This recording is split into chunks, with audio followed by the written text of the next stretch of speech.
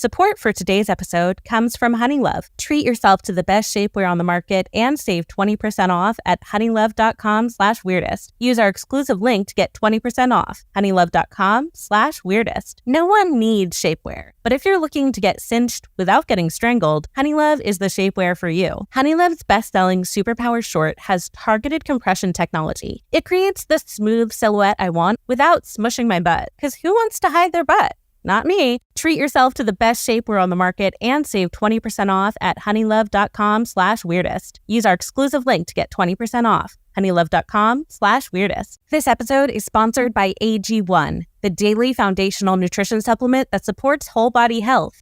I drink AG1 in the morning before I do strength training, and it makes me feel like I'm really setting my crumbling and miserable body up for success. That one daily serving supports energy, focus, strength, and clarity with 75 high-quality vitamins, probiotics, and whole food-sourced ingredients. If you're looking for a simpler, effective investment for your health, try AG1 and get 5 free AG1 travel packs and a free 1-year supply of vitamin D with your first purchase. Go to drinkag1.com/weirdest. That's drinkag1.com/weirdest. Check it out.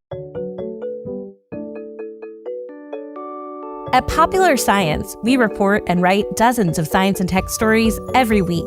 And while most of the stuff we stumble across makes it into our articles, we also find plenty of weird facts that we just keep around the office. So we figured, why not share those with you? Welcome to The Weirdest Thing I Learned This Week from the editors of Popular Science. I'm Rachel Feltman. I'm Chelsea B. Coombs. And I'm Heather Radke. Heather, welcome to the show.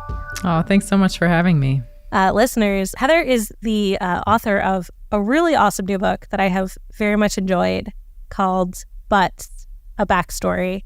Would you like to tell listeners a little bit more about who you are and how you came to be writing the book that everyone listening to the show wishes they could have written? Well, I don't know if that's true, but I'm a writer and I'm a radio maker. Also, I work at Radiolab. And I published this book in November of last year called Butts, A Backstory. And it's basically a cultural history of women's butts, although there's also quite a bit of science in it too, sort of history of science, really more than straight up science, although there's some of that too. And it's a look at, oh man, how do we summarize it? It's a look at basically what butts mean and why they've come to mean that. And as one thing I've thought a lot about is like, why do they mean so much when they could have meant nothing? Like an elbow doesn't mean nothing, but it means much less than a butt, I would say. Yeah, it's more function over form. Yes. You know. Awesome. Well, we will be talking more about butts in a minute, I'm sure. But let's get into the show. So on The Weirdest Thing I Learned This Week, we start by each offering up a little tease about some kind of fact or story that we found in the course of reading, writing, reporting, etc., and then decide which one we just absolutely have to hear more about first. Then once we've all had time to spin our little science yarns, we reconvene and decide what the weirdest thing we learned this week actually was. Chelsea, what's your tease? Well, this week, mine is that parrots seem to really enjoy video chatting with other parrots. Yeah, like everybody loves FaceTiming, right? So I'm glad that parrots can finally get in on the action, that we all can. I'm intrigued. Can't wait to hear more. Wonderful. My tease is actually accidentally also bird related. I want to talk about the surprisingly thrilling history of chickens as food, which started more recently than you might expect. This one was a real roller coaster for me, not gonna lie. I'm excited about that. I love a surprising history. Heather, what's your tease? Well, mine is not one that I learned this week, but instead one I learned a long time ago. But it's about 2 statues that were very important to the eugenics movement in America, and also are kind of foundational in women's sizing of their clothes. Oh, which is interesting, a mysterious and arcane art for sure. It is indeed. Yeah, I love going clothing shopping. Just makes me feel great. Oh, yeah? You're the only one.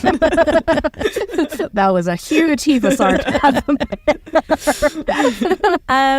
Well, let's see. What should we begin with? I'm happy I can get rolling on chickens.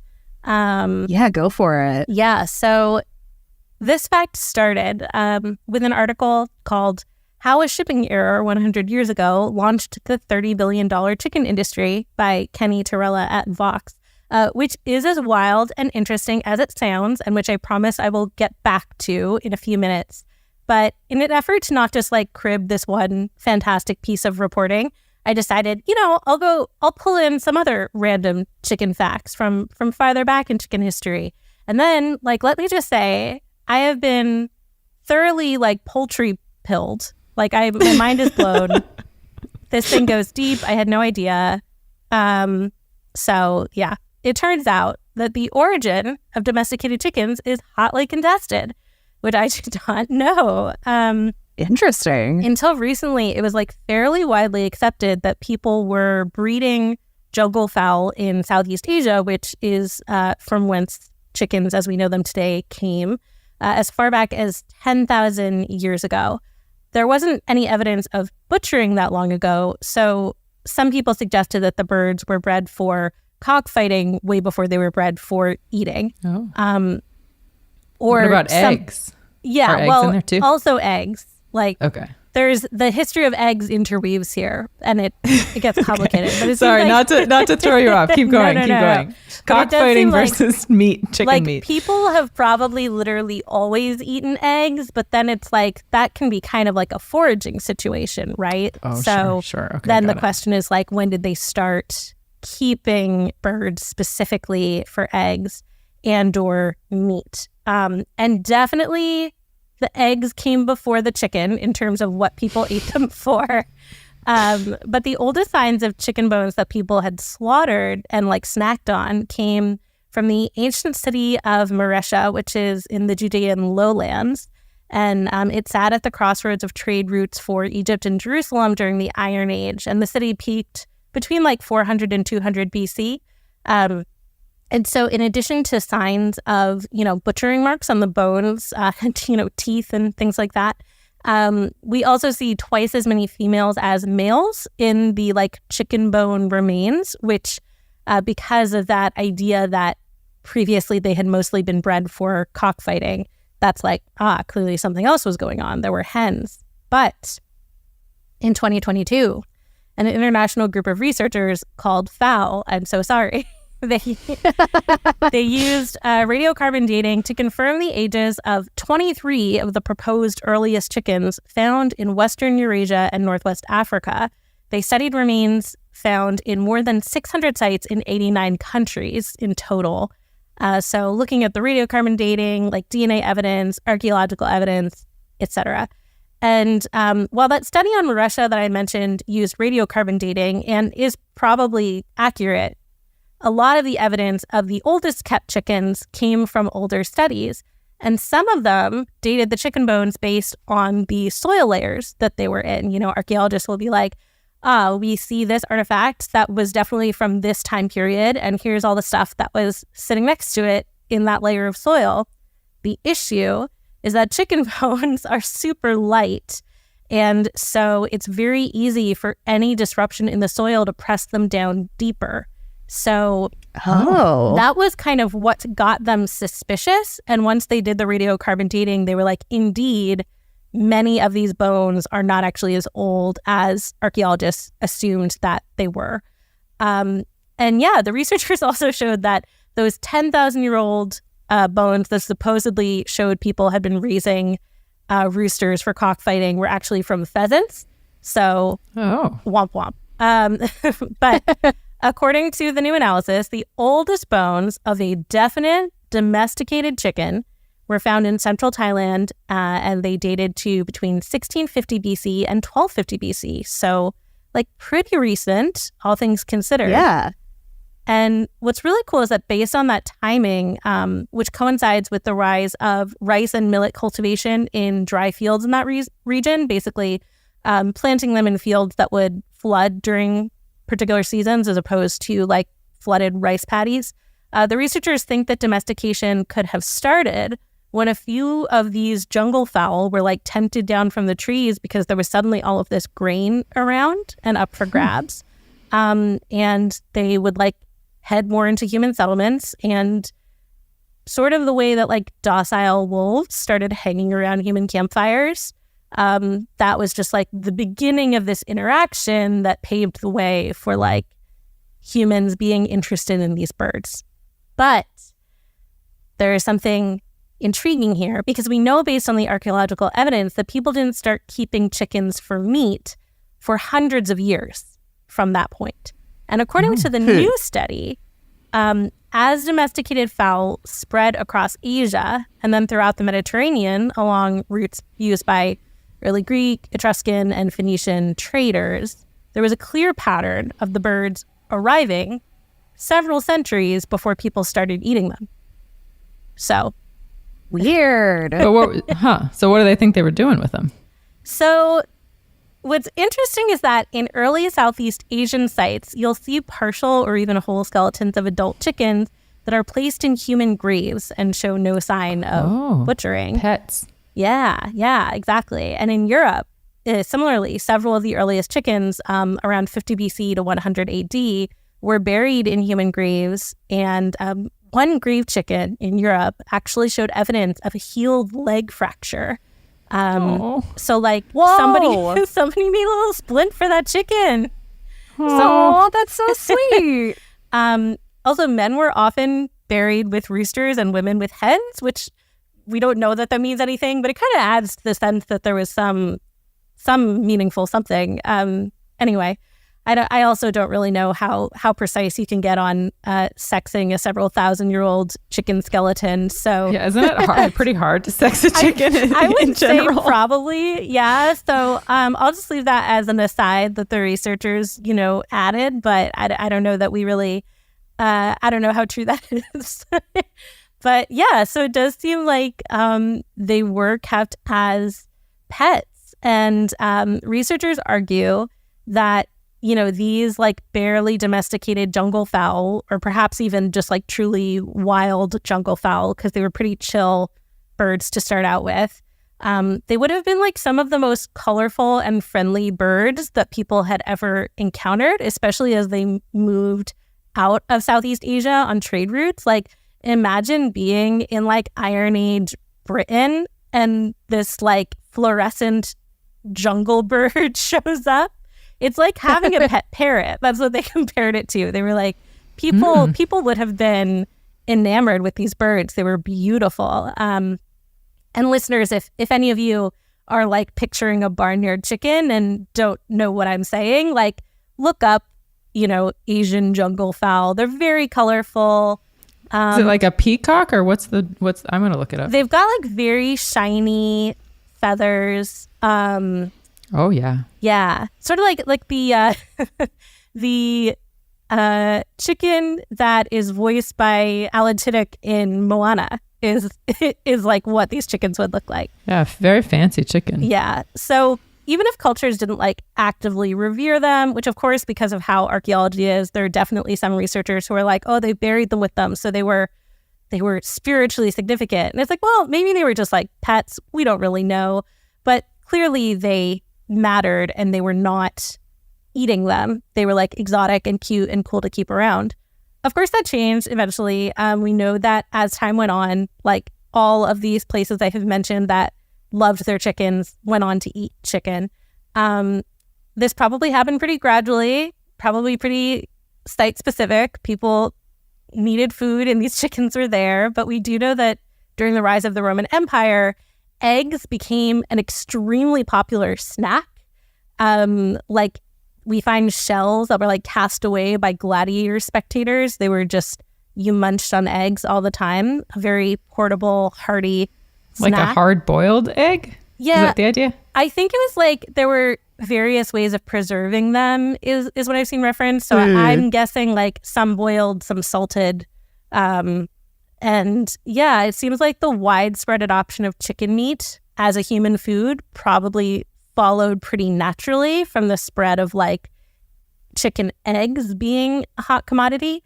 Like in England, for example, chickens were not eaten regularly until around 1700 years ago. And that started in like urban and military sites that were influenced by Roman occupation. So this is not to say that the Romans were the first people to eat chicken. They definitely were not. But it seems like the spread of like this idea that chickens were for food was probably sped up by the Roman Empire. One of the researchers on this study kept being quoted saying things like familiarity breeds contempt to explain why. Oh, wow. Yeah, apparently, like, according to their research, which of course, like, you know, is still pretty preliminary, but is kind of the best, the most detailed narrative to date on like how chickens spread as a food. You know, they were like, it took about 700 to 800 years once chickens arrived in a place for people to decide to eat them. And so, yeah, they basically are saying they were really exciting, and then people got used to them, and then people got hungry, and then people ate them. So, Oh, no. Who among us? That seems like kind of a little bit of a, I don't know. Doesn't that feel like quite a lot of assumptions yes. are being made? Absolutely. There are many, many assumptions in this study. I am, you know, to me, it's like, it's so fascinating just that we like have this confusing origin story, and that like there was a time that chickens were not really primarily a food, but that people seem to want them around anyway. All of the details are, of course, quite speculative. But yeah, I am excited to see more researchers kind of dig into this question. And yeah, like fast forward to today, where people around the world eat more than 70 billion chickens a year. So like, how did we get here? In America, there's a particularly whimsical bit of lore, again, not really sure how true it is, that claims that the answer is a shipping error. So yeah, as Kenny Torella reported for Vox, one Cecile Steele of Ocean View, Delaware, kept a small flock of chickens back in 1923, as many rural Americans did. And Americans generally kept chickens for their eggs. They would slaughter and eat a chicken once they stopped being good at laying eggs. And chickens were really expensive to keep alive in high numbers, so their meat was considered a luxury, or at least having like a spring chicken, you know, not like an old, bad at laying eggs chicken. So as the legend goes, the local chick hatchery accidentally delivered 10 times the number of birds that Steele had ordered. She had asked for 50, they sent 500. And with no way to return them, she just did her best to raise them in her 256 square foot barn, which was a real foreshadowing of the poultry industry as it stands today. Yeah, it sure was. Sounds like my apartment. Yeah. More than 100 of the chicks died, unsurprisingly, but the ones that lived did like yield her a good return, something like $11 per pound adjusted for inflation. They did, of course, only grow to be about 2 pounds apiece, because this is before we had plumped up birds for their meat, which I'll get into a little bit more in a second. But yeah, there's a bunch more info about like how all of this happened at exactly the right time for chicken coops to take off, because we discovered vitamin D. There was the advent of refrigeration. But you can read more about that in Torella's Vox.com article, which I will link to on popsci.com/weird. But yeah, the story goes that like this woman really made it work. She just, life gave her chicks, and she made industrial farming. And the world followed suit. But yeah, mass production of chicken took a dark turn in 1948 when the Great Atlantic and Pacific Tea Company, or A&P, which was, you know, the kind of major supermarket of the day, held a Chicken of Tomorrow contest because they wanted to find a breed that had like a plumper body, faster growing time, and more white meat, because that's what the people craved. And 40 finalists submitted 720 eggs to a central hatching facility, and they were fed, raised, monitored in closely controlled conditions for 12 weeks. Then the survivors were slaughtered and judged. And there's some documentary footage, which I'll link to on popsci.com/weird. It's pretty delightful. Everything you would expect from a 1948 chicken contest. It features the crowning of the Delmarva Chicken of Tomorrow Queen, a girl named Nancy McGee, which is the perfect name for the chicken queen. Also, the parade looks exactly like the parade at the end of one of my favorite movies, Drop Dead Gorgeous, for what it's worth. So any fellow Drop Dead Gorgeous fans get excited. And yeah, red Cornish crosses from the Van Tress hatchery absolutely crushed the competition in terms of feed efficiency and weight. Meanwhile, a family farm called Arbor Acres, which won the competition's purebred category, would go on to crossbreed their like very docile chickens with the red Cornish to get them bigger. And they even got them to have fewer feathers, so that made them really popular because it was less work to pluck them. And then Nelson Rockefeller bought the farm in the 60s. And that's why at this point, most chickens being raised at industrial scale have a genetic link to that Chicken of Tomorrow contest. And to put things in perspective, there was a Canadian study a few years back where researchers took breeds from 1957, 1978, and 2005 and fed each bird the same diet for a couple of months. And I guess when we say breeds from, like breeds originating in those years. And the 1957 breed, which would have been, something pretty similar to the one that won that 1948 contest, hit the 2-pound mark after that 2 months of controlled diet. The 1978 breed reached double that weight in the same amount of time. And the 2005 breed was a whopping 9.2 pounds. Oh my God. We have some real bloated chickens today. And yeah, that brings me to kind of the cap of this fact, which is that modern chicken farming is, to put it lightly, a horror show. Chickens grow really big. They grow really fast. Some breeds basically can't stand up because of that. They're also more prone to heart failure because their cardiovascular systems can't keep up with their growing muscle. And then there's the rampant spread of antibiotic resistance among eggs and chicken meat because we really have to use preventative antibiotics to keep birds from dying off on the farm because they are crammed inside, covered in poop. It's pretty bad. Meanwhile, humans are eating like more and more chicken every year because of the health and environmental concerns around red meat. So as people cut out other meat, they tend to add in chicken, which again, like I understand why that was the messaging for a while, but like maybe keep in mind, don't eat too many more chickens. One thing I think a lot of people don't realize is like how misleading a lot of chicken and egg labels are. So for folks who like really do mean to buy kind of more sustainably, ethically raised eggs and meat, here's a little primer. And I will just say I do eat chickens and eggs. So like I'm not trying to shame you into never eating chickens or eggs again. I just think this is important. So labels like free range, no antibiotics, and natural are absolutely meaningless. There's no oversight. There's no accountability. There's no standards. Anybody can just put that on their eggs and meat.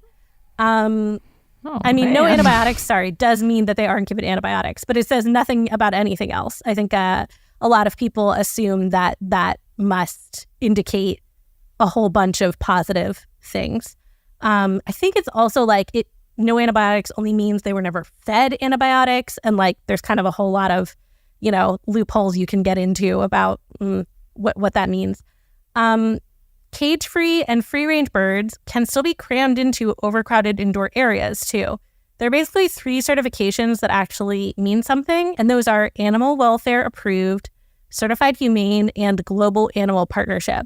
An important caveat for Certified Humane is that you want it to also reference free-range or pasture-raised chickens, which indicates a certain amount of outdoor access. The other 2 labels I mentioned, Animal Welfare Approved and Global Animal Partnership, come built in with like the chickens get to see daylight. Without one of those 3 certifications, you're pretty much guaranteeing that your meat and eggs come from this like hellish, lightless box full of crippled chickens rolling around in their own poop. And like, listen, again, I eat meat, but like, yikes, And these are birds that our ancestors literally treasured. So the next time you're thinking about like picking up a budget pack of chicken wings, think of that ancient human who made a little splint for their precious pet chicken. And just be like, maybe we can do a little better. Also, like, listen, if nothing else, I'm here to tell you, happy chickens taste better. I have a super hipster local butcher, Dark Pines in Jersey City. Please give me a free chicken. And it's life-changing when you taste a chicken that wasn't bred to be a 9-pound ball of water and live in misery. So this is my, my red-blooded American meat-eating endorsement for more ethical chicken farming. Anyway, yeah, that's my saga. It really, I was shocked to learn that chickens were once treasured pets. And it's particularly mind-blowing because I grew up in a rural area with a lot of chickens, and we've done chickens dirty. They're pretty stupid at this point, and the idea that they were once these exotic, exciting birds kind of bums me out. But that's life. That's agriculture, man. Oh, so man. Well, at least in the 20th century, it's agriculture. Wow. True. Yeah. All right, we're going to take a quick break, and then we'll be back with some more facts.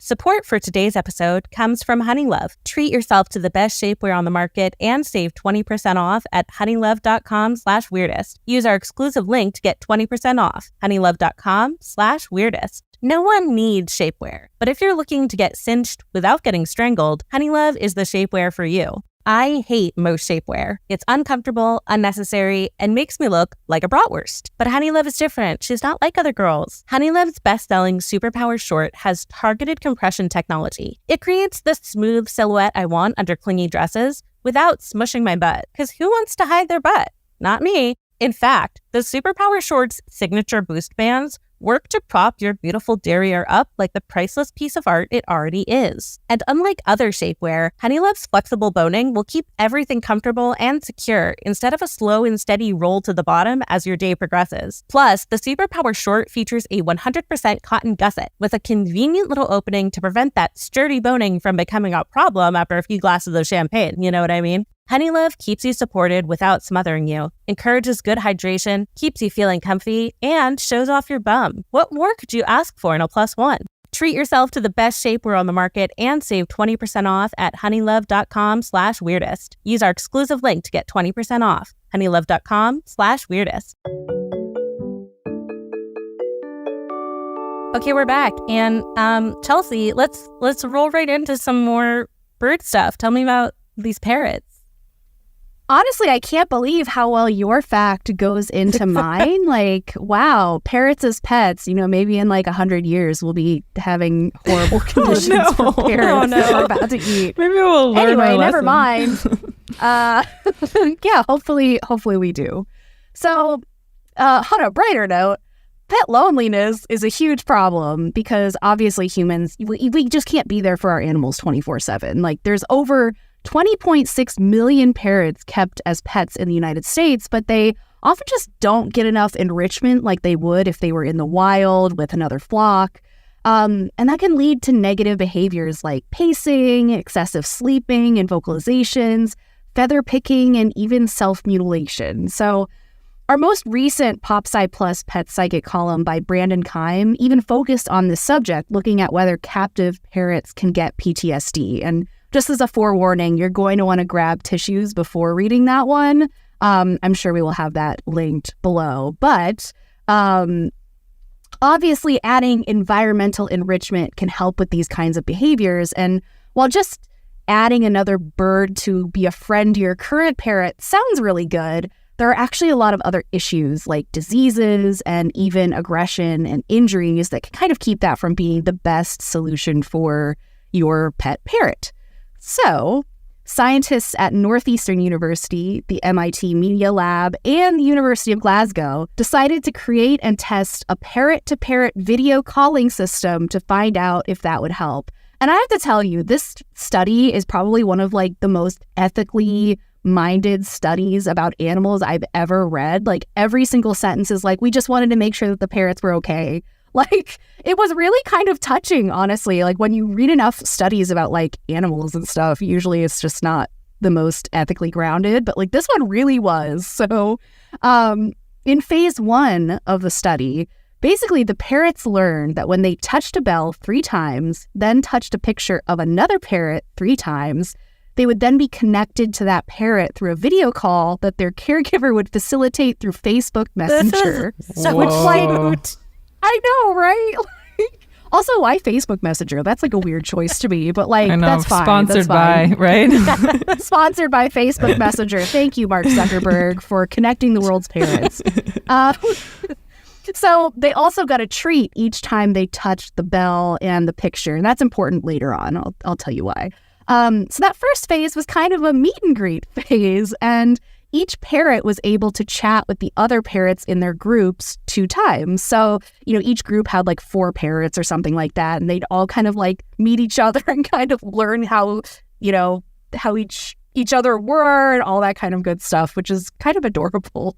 So in the next phase, after that meet and greet, each group of parrots and caretakers would choose a specific 3-hour-long window in which all the other birds and their owners were available to make and receive calls at the same time, just to make sure that, if a parrot was trying to call their bud, they wouldn't end up with like a call waiting signal or like anything like that, because that would be truly tragic. So during that time, they would bring the bell and the phone or tablet out, the caregiver would, and then the parrots could choose which of the other birds they wanted to call. There was like a piece of paper that had like all the different parrots' pictures on them, and they would peck to signify which parrot they wanted to Was there one to. that was like really popular and then one that was like left, like nobody wanted to talk to? So luckily that didn't happen, but like they legitimately, and I'll get into this a little bit more, but they had preferences for like who they liked to talk to. Exactly. So, they would then they could make up to 2 5-minute calls per session. And it was like limited to 5 minutes because, they wanted to make sure that the parrots didn't get like over fatigued or like, one parrot was talking about like his grandma and the other one was like, oh God, I'm so sick of hearing about this. But no, that's not science. That was just made up right then. Thanks for that disclaimer, Chelsea. You're welcome. I mean, you never know. I know, maybe somebody listening was... They're pretty human sounding. Yeah. It really is. It's animal behavior. You gotta love it. So the really interesting thing is that it ended up being really successful. 100% of the caregiver participants said they believed their birds had at least a moderately positive experience. And they actually had these specific things to say about their birds' experiences. One said, she came alive during the calls. The other one said, he still got treats for several of the apps, but not for Messenger. Yet he would choose Messenger above the others every time when it was available. And then another person said, he would clearly ring the bell and very decisively select a friend. So like these parrots like very much enjoyed this experience, or at least it seems like they did based upon their experiences. And again, they weren't getting treats anymore. Like they got treats during the first like meet and greet period, but they didn't get any extra like food treats or anything during the second phase. They were just kind of like motivated by wanting to chat with their parents. That second bird is just like the Life is Wonderful mirror universe version of the like wire ape mother study. Yes. Yeah. It's like it's the same thing but not cruel and terrible. Just they could have just given them treats and a phone call. But instead, they decided to make the most cruel but I love that ever. There are way nicer, more ethical ways to prove that animals want to hang out with other animals and have comfort and connection. It's really nice. Yeah. And it was great too because like in that like kind of meet and greet period, there were originally I think like 18 total birds, but 3 of them like for whatever reason during some of the encounters they would have like some negative behaviors like flying away from where the video camera was and stuff, and they were like not included because they were like, oh, clearly these birds don't want to do this. So there were like really thinking of the birds in this experiment, which I thought so was... everybody would have a good time. Yeah, exactly. And something else that was super cool is that the birds even exhibited new wild bird behaviors that they'd never done before just because they had seen these other parrots exhibiting those behaviors. Oh my God. It's like teens picking up trends on TikTok.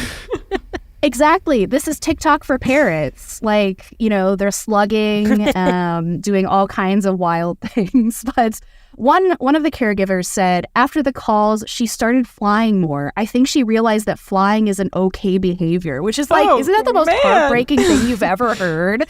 Like, this parrot in captivity finally learns to fly because it saw its friend on FaceTime doing it. Like, that's amazing. And then another added, he learned foraging behaviors that I have tried and tried for a year to teach him. This is the first time he would forage.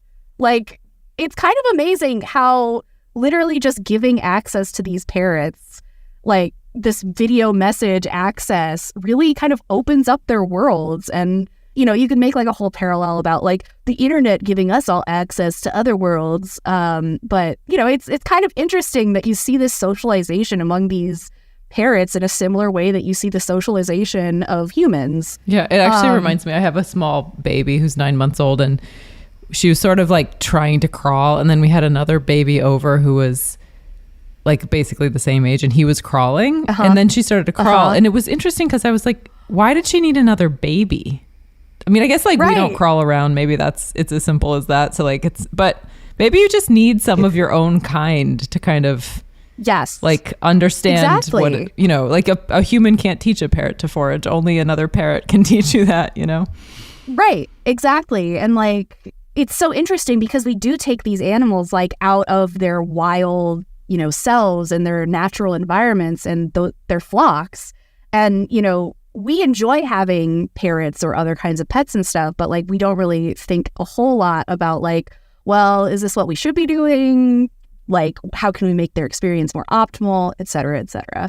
But in conclusion, while all of these calls were kind of facilitated by caregivers, because again, they wanted to make sure that the birds didn't like break the tablets or phones or like get hurt from breaking them or anything like that, this study could actually help inform new technology that could let parrots video call their friends whenever they wanted. And I think that's just great. Like, I don't know, like it's such a fun study, and usually studies are not exciting and like, or they have like some horrible conclusion like the earth is melting. But like this one's just good old fashioned parrot fun. And I just really appreciate it. I mean, that's awesome. The one thing is also because I have a baby, I'm like, is there such a thing as too much face? Like, what about screen time for the parrots? Right. Sure. That's like screen time 50 years for the from parrots. now, we'll be talking about the scourge of parrot screen time. There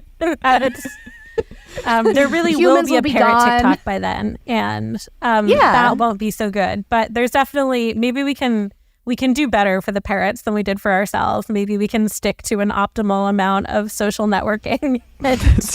Exactly. Maybe the caregivers need to be there just to monitor whatever they're doing, because you don't want any weird parrot sexting going on at all. Maybe we should just let the parrots hang out together, as long as there's like a moment where they could. Well, that's the problem though, because there's like this particular disease that's like super common among parrots that's like very transmissible. So it's like hard to be like, oh, let's get the parrots together and like have like a like a meetup between the parrots or whatever. Like a play date or something. So yeah, a play date. Exactly. So, I think it's just better, honestly. You have kind of like a wall there with the screen time, but it's safe for all involved and everyone was happy. Wow. Nice. Well, that's not the study you hear every day, is everybody's happy at the end and better connected. And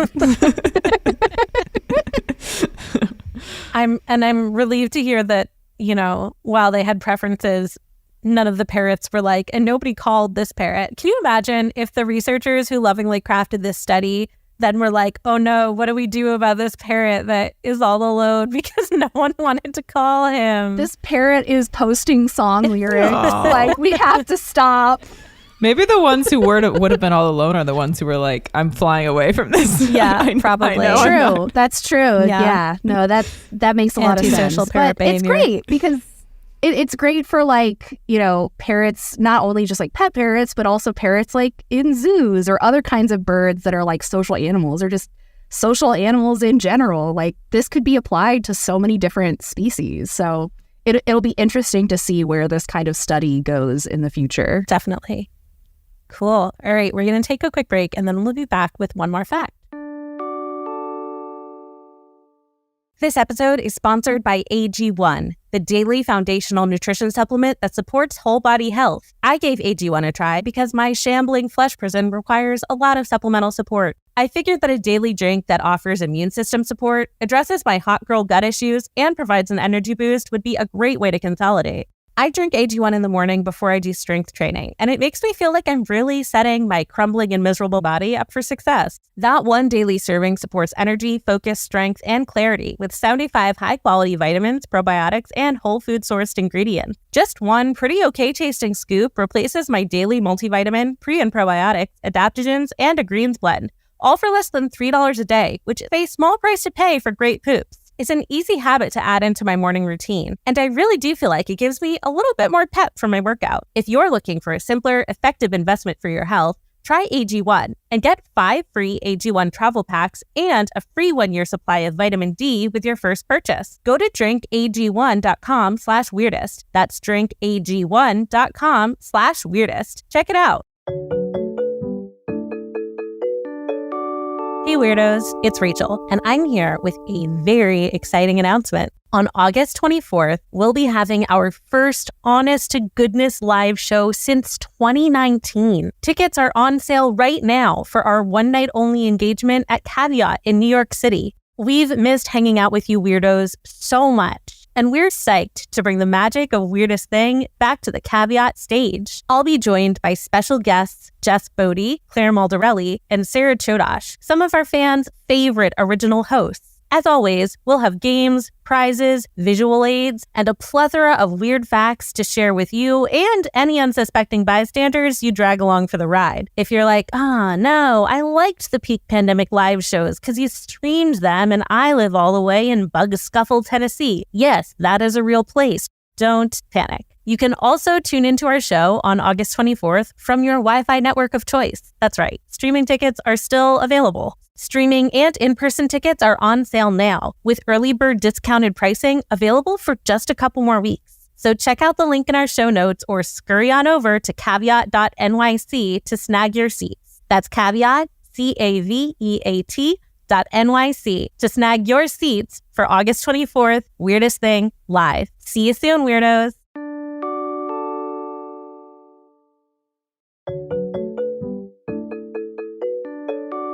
Okay, we're back. And Heather, let's talk about presumably butts in some fashion, but yeah.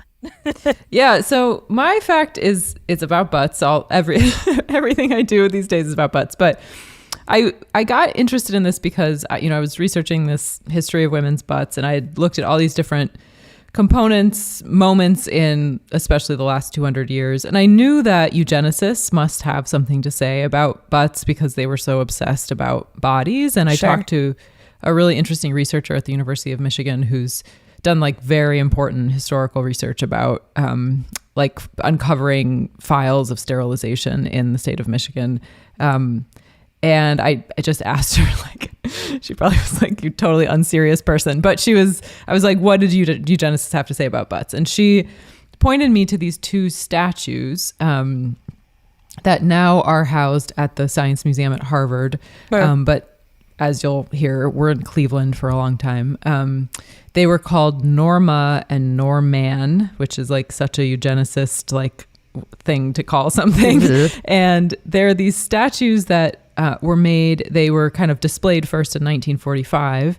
And they were kind of meant to be like the ideal eugenics people, codified in stone so that people could come and look at them and be like, this is what it's kind of a complicated needle they're threading here, but like the best, but also most normal and most average American body would look like. And so basically this was like a way to know what eugenicists thought was the correct women's butt. And the answer to that question is basically like a small-ish kind of pert, like kind of boring butt. Which is kind of, it's like very hard to describe because it's sort of like, it's like not too thin, not too fat, not too curvy. They were very suspicious of like voluptuousness, and there's a lot of like anxiety in the literature around these statues that's like about the, like comparing them to the Venus statues of the ancient times and how these are really different than that. They're not like that. They're like very intense about the way that they're not voluptuous in that way because it's like too sexy. Oh my gosh. And so the statues were first displayed at the American Museum of Natural History here in New York, which was a big eugenicist place. Although, to be fair to that place, actually most American universities and scientific institutions were very deeply embedded in the eugenics project. Like, you can barely find anyone from the first half of the 20th century that was well known who was against eugenics. And the curator of anthropology at the American Museum of Natural History wrote a big article about these statues. There was a big display, and lots of people came and saw them. The statues were made by two people. It's kind of a weird combination of people. It's a gynecologist and a sculptor. Oh. Okay. So it's like classic combo, like whatever. They had previously worked on this other thing called the birthing series, where they showed like how a fetus develops in utero and kind of how it works in the uterus. And, that project actually was sort of useful because it was the kind of thing not many people knew at the time. That's like, right. So when they were displaying those statues, I mean, I think they thought they were doing a good thing through and through, but that was their first collaboration, and that's part of why they were doing it, was to sort of do an educational thing. And then they decided to go in on the second project to create these statues to show what they perceive to be the average American man and woman. So the data for these statues came from a kind of complicated set of places. For Norman, and it's spelled Normman, so it's like Norm, the Norm man. And then wow, Norma is a little more I don't know, it's like a little more elegant, I guess, because it's like an actual name. But Norman's measurements came from basically army measurements. Every time anybody had ever gone into the army, they are measured, and so there was this kind of trove of data that these two guys were using to create Norman. But when they were trying to create Norma, they kind of ran into a problem, which is that there's not any equivalent amount of data for the American women at that time. So they went hunting, and then they found this study that had been done in the 30s by the WPA, by this woman named Ruth O'Brien at the WPA, who was trying to solve a problem that so many of us still have today, which is that she was like, women's sizing doesn't work. And the history of women's sizing, I won't even go into it, but basically it's like nobody's ever been able to make it work. Like, women are basically the bodies of female sexed people are just, it's too bulbous, and there's fat in different places, and it's basically very, very hard to standardize. Which I sort of like that, just for what it's worth. I feel like although it causes us all quite a lot of problems, there's also something about the ways that bodies resist standardization in the story that I think is sort of beautiful, and maybe like offers some mode of thinking about resistance that's kind of just like in our actual embodied selves. But Ruth O'Brien, it was like the 30s, people are obsessed about data, and she's like, the problem here is that we don't have enough data points. So we're going to go and measure thousands of women. We're going to use WPA money, send people out all over the country and measure thousands of women. And she did. She measured 15,000 women across the country in different cities with these these measuring squads. They would go and they had little special underwear people put on, and then they would stand up on these little platforms, and then they took many measurements, like the ankle girth and the calf to thigh, whatever, just any part of the body was measured. But Ruth O'Brien did something that, it's very of the time, I guess, although I still find it really weird that she did this, even within its historical context, which is that she threw out all the data of non-white people. So some of those 15,000 people they measured were non-white. And one thing that's a little unclear from the historical record is if she just meant like what we would think of as women of color, or if she also included in the non-white people like Italians and Jewish women and people who at that time probably wouldn't have been considered white in the sense that we think of it now. So she threw out all of that data, and then she created a sizing scheme from what was left. And it was a pretty complicated sizing schema that was like, it was like something like 30, I always forget the number, but it's like either 35 or 37 sizes. But it didn't even work anyway, partially because she threw out all that data, but also because that's too many sizes for manufacturers. It's just too expensive. Okay, so that all happened. Meanwhile, the gynecologists and the statue guy are making these, they use her data to make these statues to show, and for them, they're like, it's awesome. This lady threw out all the non-white women because that's what we want. That's how we perceive to be like the most normal, the most eugenical, as they would say, American body. So then they create this statue that's the average of all of this data that Ruth O'Brien collected, put it in the Museum of Natural History, blah, blah. Everyone's super excited, et cetera, et cetera. Then this guy from Cleveland is like, rad, I'm starting this thing called a hygiene museum. He had worked in Germany during the war. Oh, yeah, he was interesting. Nazi adjacent. And when I was fact checking this thing, it's probably not quite right to call him a full Nazi because he was kicked out of the Nazi party, but he was definitely like vibing hard with the Nazis in the. I ran into that a couple of times in fact checking my book too, where I was like, this person was a eugenicist and a Nazi, and my fact checker was like, well, and I was like, okay. I know. I mean, it's important. I think the only reason it's important to do that is because there's a way, like, actually just so many people believed this stuff. Yes. And you want to actually I think it's important for people to understand how pervasive these ideas were, and that they actually weren't all Nazis. Like some of them were, many of them were presidents of the United States. Most of the first 7 presidents of the United States believed in eugenics. So, this guy actually got kicked out of Nazi Germany for not being Nazi enough, basically. He starts this health and hygiene museum in Cleveland, and he buys these statues, and he's pretty psyched about them. And he's like, we're going to bring the statues to Cleveland. We're going to show them off. And he did. And the first thing he wanted to do to celebrate this purchase of these statues was he had this contest to find Norma, because it's like, oh no. And this is actually an interesting thing that kind of chimes with your chicken story a little bit.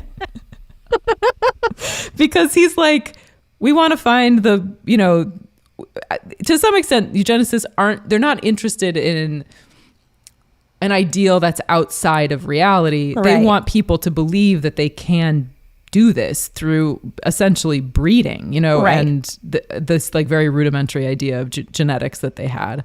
So he's like, we're going to like measure all the women in Cleveland and find the most Norma lady in all of Cleveland, like the most normal and the most eugenic. And so I think it's like 10,000 women measure themselves for this contest. And, it's like in the newspaper every day. Interestingly, the other things in the newspaper right around this time are the bombings of Hiroshima and Nagasaki. So it's like the end of World War II, which is, I think, interesting, both because like you can imagine the kind of like Hiroshima bombed, like also like come to the YMCA and get measured for this. Like these things are running side by side, but also it's like a moment in American history where there's a lot of interest in normalness and normalcy. Right. I mean, and maybe for understandable reasons, like things are pretty bananas. It's like the Depression is in the recent past, everybody's been away at war. So part of probably the popularity of a contest like this is that there's this kind of desire for, you know, wanting to fit in and wanting things to kind of return to something stable. Sure. So then they measure all these women, and I guess I was surprised by this, but they didn't find anybody who was normal, who was the right measurement. That's also surprising to me. You would think someone, like, by accident. I know, Right. exactly. But they found this one woman, her name's Martha Skidmore, who was like the closest. And she was like, she was like a Rosie the Riveter, had worked as a gauge grinder at a factory. Then she like had, you know, given up her job for the boys coming home. And then now she was taking tickets in the movie theater. She had just been married. It was like it's like she's like a sort of quintessential, like mid-century, Midwest, like middle class woman. I tried so hard to find her, or her family. She had died, but I never could track anybody down. But I mean, the story I always feel like is it's a story about eugenics, about how like embedded the eugenics idea is in even things as kind of, you know, mundane as, and also kind of horrifying as women's sizing, but also how like in the quest for the most normal or most average person, you actually can't find them because it's a myth. It's like you can't, they created a big, you know, to do a big song and dance to about normalcy and middleness and how it's, you know, the ideal is the average, but then they actually still can't find the ideal. And I always sort of find that to be also this kind of moment of resistance in the ways that our bodies just work and are, you know, that it's like we kind of won't be contained in that kind of way. But it's sort of like your chickens where there's like a kind of big contest, you know.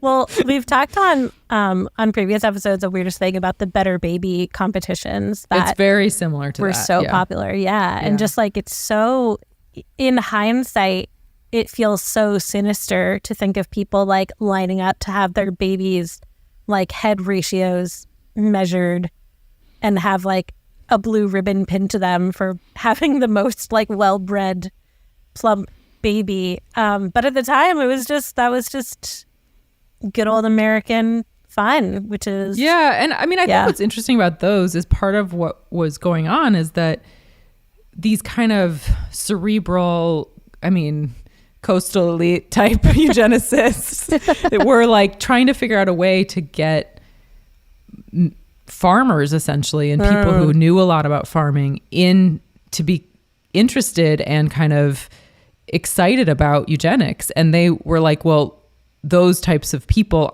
actually understand breeding, and the way that we're going to like get them in on it is by essentially treating their babies like, you know, prize pigs at the fair, which is it's really dark. And it's also like, and you also see how that it didn't work exactly, but like that there was something like they were hitting on by thinking of it that way. Yeah. I mean, it's almost like not to be like, I'm putting a positive spin on this, but it's nice to see that like something, I mean, a couple weeks ago, there was the story about like the couple who's trying to, you know, they're big nerds or whatever, but they're trying to make the best babies and they're breeding and stuff. But like so many people were like, that is so f***ed up. Yeah. Like, it's almost nice to know that like back then it was like, that was the norm. But now we're like at the place where the norm is like, you can be whoever you want. And it's f***ed up that we're trying to like breed people to be a superhuman or like whatever. Like, I don't know. That's kind of like hopeful. Yeah. I mean, I think also like the ideal has really, in an interesting way, the ideal has really changed. I mean, in the mid-century, I think the idea of the being normal, of being average, of being kind of middle in that way was very appealing. And that's not what I don't think that is what is valued in the same way now. Right. So that's definitely true. And I also think like, interestingly, I think anything that has like eugenics vibes even in science it's like such a third rail that most scientists won't even come close to touching it or dealing with it. And I mean, I think that's probably, I mean, it's complicated. I'm sure that it means some science doesn't get done that maybe could be useful, but I think it's good that so many scientists are aware of the history of science in that way. Right. I'm just, I'm really, still really mad about the sizing thing and being like, taking the measurements and then being like, I don't like those measurements. We're going to throw that data out. This is what I mean is it's so weird because, I mean, it's not weird because people were and are horribly racist and do things like this. But I talked to the archivist who's kind of in charge of the archive of this woman. And we were just like, what? Like, I was like, what did she say in the paper? Like, what is even the justification here? And she's like, it's just like, straight up old fashioned like racism. But it doesn't, the thing is that's weird about sizing is that people don't design clothes. Even then, it wasn't like there were white clothes and there were Jewish clothes and there were Italian clothes or something. It's like, it's really not in the interest of capitalism to throw out that data either, which is, it's always kind of interesting when like American capitalism and American racism are kind of at, like, it's not very often, but sometimes they are kind of at loggerheads and you're like, oh, I guess racism trumps capitalism in this situation. You know what I mean? Yeah, no, because it just doesn't actually make any sense to throw out that data if what you're trying to do is create sizing that's going to fit the most number of people who buy clothes. Right. But then the sizing system didn't really work that well anyway, although that data was the basis for kind of attempts as time went on, although it fell away pretty quickly because it's just so hard to make standardized sizing. And so there just isn't really any. Right. Yeah. I feel like a few years ago, I definitely rolled my eyes at the early attempts for like 3D scanning for making custom clothes.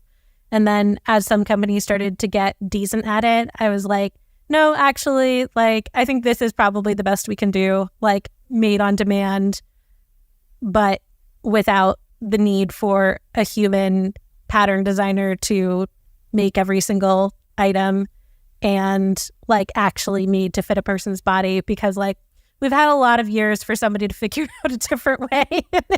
Right. I mean, the other way, like, well, just if you really want to get into it, there's two other ways that it could work. One is the really old fashioned way, like chicken times way, like where you're like, basically like put a sack on your body and a belt, which I'm like pretty pro sack plus belt, or totally. Like breeches plus tunic, like that feels like, that'll last you a lifetime, the sack and the belt.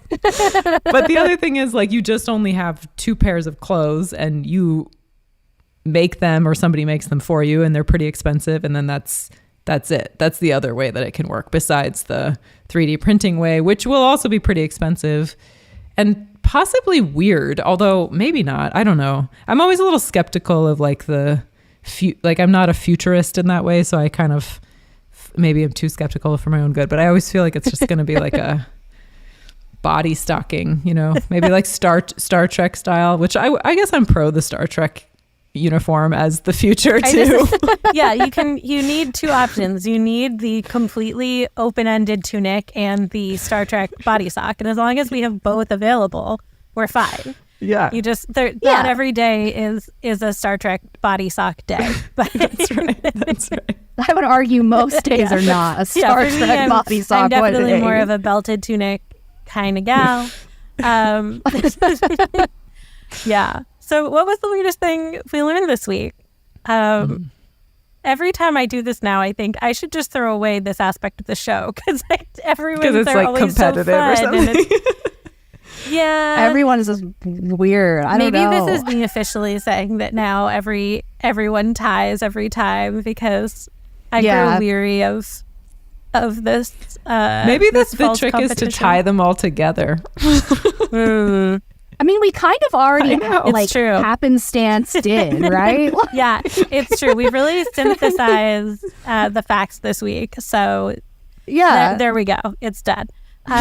Heather, remind our listeners what your book is called and where they can find you. Okay, my book is called Butts, A Backstory, and it's available everywhere you buy books. And I'm not on Twitter, although maybe I should be, but I am on Instagram. I think I'm radhradkey on Instagram. And Yeah. And thanks so much for having me. And it's so fun to hear your all's facts. Thank you so much for coming on. This was great. Yeah, I can't wait to read your book about butts. I highly recommend. It's great. It's a real romp. The Weirdest Thing I Learned This Week is produced by all of our hosts, including me, Rachel Feltman, along with Jess Bodie, who also serves as our audio engineer and editor extraordinaire. Our theme music is by Billy Cadden. Our logo is by Katie Beloff. If you have questions, suggestions, or weird stories to share, tweet us at weirdest_thing. Thanks for listening, weirdos.